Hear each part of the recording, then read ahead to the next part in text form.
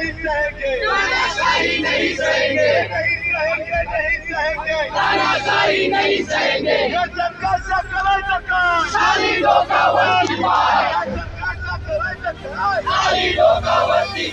देश का पीएम कैसा हो, राहुल गांधी जैसा हो। देश का पीएम कैसा हो, राहुल गांधी जैसा हो।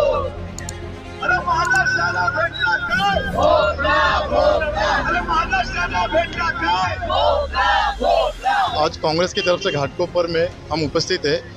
हम ये जानना चाहेंगे कि आज ये जो मोर्चा जो निकाला गया है कांग्रेस की तरफ से, इसका क्या कारण है? परसों जो देश का बजट पेश हुआ, मोदी सरकार द्वारा, निर्मला सीतारामन जी हमारे वित्त मंत्री है, उन्होंने जो बजट पेश किया वो बजट पूरा हमने सुना।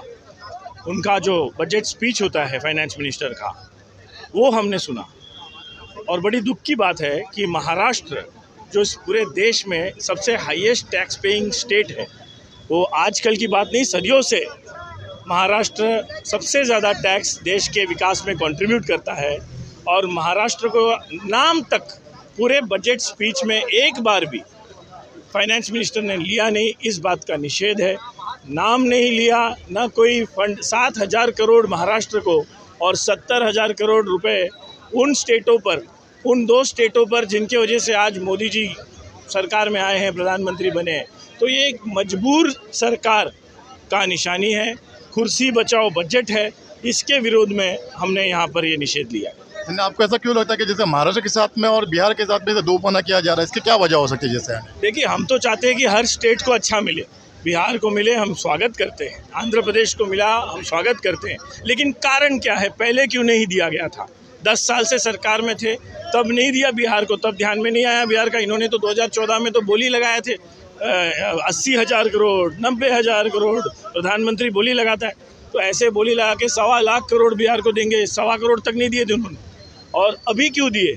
क्योंकि आज सरकार, मोदी सरकार जो बनी वापस, वो बिहार के जो उनके साथी हैं, उनके कुछ एमपीओ की वजह से।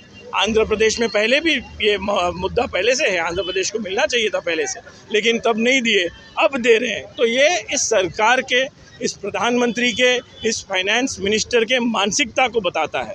और ये मानसिकता ठीक नहीं है। महाराष्ट्र से उनके लोग नहीं चुन के आए तो महाराष्ट्र को कम कर दिया, ऐसा नहीं होना चाहिए। उन लोग जिस कुर्सी पे बैठे हैं, न्याय करना चाहिए, और न्याय सिर्फ राहुल गांधी कर सकता है। बहुत बहुत धन्यवाद बात करने के लिए। ये हमारे साथ में जुड़े हैं senior Congress madam Janet D'Souza madam. Madam, आपका इस बजट के बारे में क्या कहना चाहोगे आप?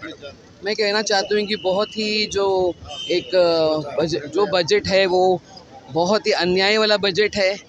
सिर्फ और सिर्फ 2 राज्यों को इसलिए दिया गया क्योंकि ये 2 राज्य जब उनके साथ आए थे, जब उनको मेजॉरिटी नहीं मिली थी, तभी उन्होंने कहा था, कंडीशन रखा था कि अगर हमको स्पेशल पैकेज दिया जाएगा तभी हम आपका सरकार का साथ देंगे, या फिर आपका कुर्सी निकाल देंगे, आपको खींच देंगे। इसी डर की वजह से, मजबूरी की वजह से जो है ये केंद्र सरकार ने 2 राज्यों को दिया है। उससे हम लोगों को कुछ तकलीफ नहीं, लेकिन महाराष्ट्र की तरफ भी अभी चुनाव होने जा रहे हैं, तो ये नज़र रखते हुए उन्होंने कुछ नहीं तो कुछ महाराष्ट्र को देना चाहिए, लेकिन वो लोग नहीं दे सकते, उनकी मानसिकता नहीं दे सकती। इसीलिए हम निषेध करते हैं इस बजट का।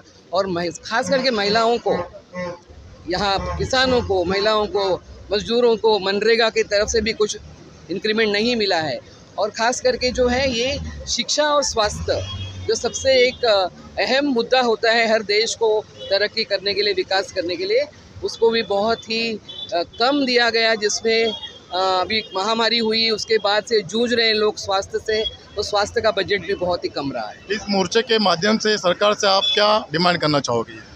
सरकार से डिमांड करने से ज़्यादा हम यहाँ के नागरिक को जागरूकता दिखाना चाहते हैं कि देखो, जब तक बीजेपी सरकार रहेगी ऐसे अन्याय होते रहेंगे, देश में ऐसे ही काम होते रहेंगे, जहाँ पे गरीब गरीब रहेंगे और अमीर उनके जो मित्रों को देने वाला जो काम है वो इस बजट में भी हुआ है, अंबानी अडानी को।